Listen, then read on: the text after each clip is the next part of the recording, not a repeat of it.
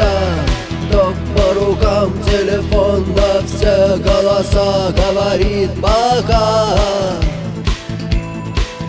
Пора.